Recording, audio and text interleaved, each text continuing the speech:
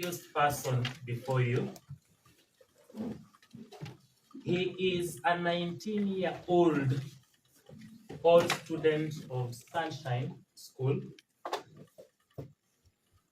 currently a first-year student of civil and structural engineering at the Technical University of Kenya. He is a Christian, a member of the university choir and Christian Union. Having introduced the accused person, Your Honor, I'll address you to what the prosecution purports to be compelling reasons. And then as I address you, I want to go on record that our guiding document is the Constitution, and that the cardinal consideration when issues of bond and bail are being canvassed is whether the accused person will be able to attend court or not. That is the primary cardinal consideration. The rest are secondary and tertiary considerations. They have not denied that he's a student. What they have said is that his only crime, he ran away to his mother's house. Did they expect a 19-year-old to have a home? He is available. He will attend court dutifully as and when it is required. Your Honor, then the prosecution goes on a trajectory of wailing louder than the bereaved and saying that the accused will be insecure. Your Honor, it is settled law. And I will quote the dictum of Ouko J, as he then was, in Nicholas Kipsigei Ngetich and two others versus the Republic. The prosecution raised such issues, and while frowning at the issues, the court said, it is the duty of the state, in terms of Article 29C of the Constitution, to ensure the safety of all citizens. He goes further and says, it cannot be in the mouth of a state official, like the prosecution here today, charged with the duty to provide security, to allege that a citizen, for whatever reasons, can be insecure. What they are inviting you, Your Honor, is that as you release Ian, the state is asking you to compel the police to ensure he's safe and secure, to remind them of their cardinal duty. Your Honor, the second issue is the issue of interference of witnesses. We are at pains to submit how a 19-year-old student will interfere with a 57-year-old police officer and the witnesses lined up by the police force with unlimited state machinery, including tools of violence. In any event, in Republic versus Dwight Sagari and others, High Court case number 61 of 2012, the High Court has this to say.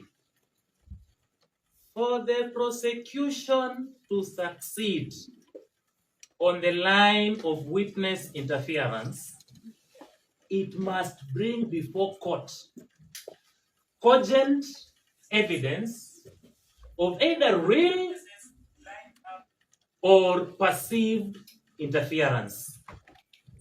Your Honor, whereas counsel are supposed to be well deep into the law, books of law and the Kenya law reports, here is a prosecution that has taken a bit of time on social media and brings you a clip of one Mike Sonko. We do not want to discuss Mike Sonko in this court. But it is embarrassing to the state that the only material placed before you is an alleged conversation of Mike Sonko with unknown Kenyans without demonstrating their relationship with the accused person. That is why we strongly believe that it is part of the script by the National Police Service, aided by the prosecution, to concoct videos to come and convene this court that there is witness interference. Refuse that invitation, Your Honor. Your Honor, the prosecution has said that this offense is so serious, and my learned brother Omari has equally dramatized it in a very good manner by saying that when the accused person allegedly attacked the police officer, that he was attacking the crown, that he had his cape on, that the uniform was blue, that he was beating Kenya. One of the questions that we should ask is this: when a police officer take bribes, and there have been convictions of taking bribes, do they take bribes on behalf of the nation and the people of Kenya? When the police officer kills Willie Kimani, are they killing Willie Kimani on behalf of the people of Kenya? Your Honor, the same way the police commit crimes in their personal capacity, when it is alleged that they are beaten, it is individual police officers who are beaten and not the state.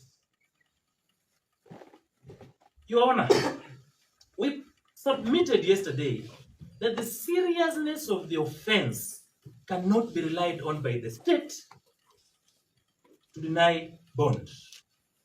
And we gave you the authorities. We do not wish to say more regarding those authorities. Very lastly, Your Honor, the state has demonstrated by way of submissions that even if you released the accused person, the police force will not be willing to protect him. We wish to go on record as advocates of the accused person that what is alleged to have happened was a tragic comedy. It's called a tragic comedy in literature. And that the accused person in that play, if they're relying on social media, is the tragic hero for refusing to pay a bribe. He has been dragged to court and is here with us.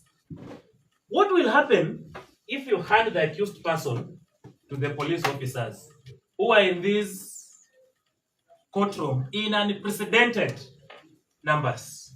Not even charges of terrorism have attracted such a huge chunk of police officers. What will happen to this accused person? Your Honor, this court has the cardinal primary responsibility of not just ensuring the liberty of the accused person, but also ensuring his security, whether he is in prison or out of prison. And what Odunga said that I must turn off with, Odunga said the decision that I have given of Nicholas Kipsigei, that it is absurd for the state to imagine that the only safe place for an accused person is prison. That was Odunga J, as he then was, lamenting at the state's submission that prison is safer than home. I rest my case.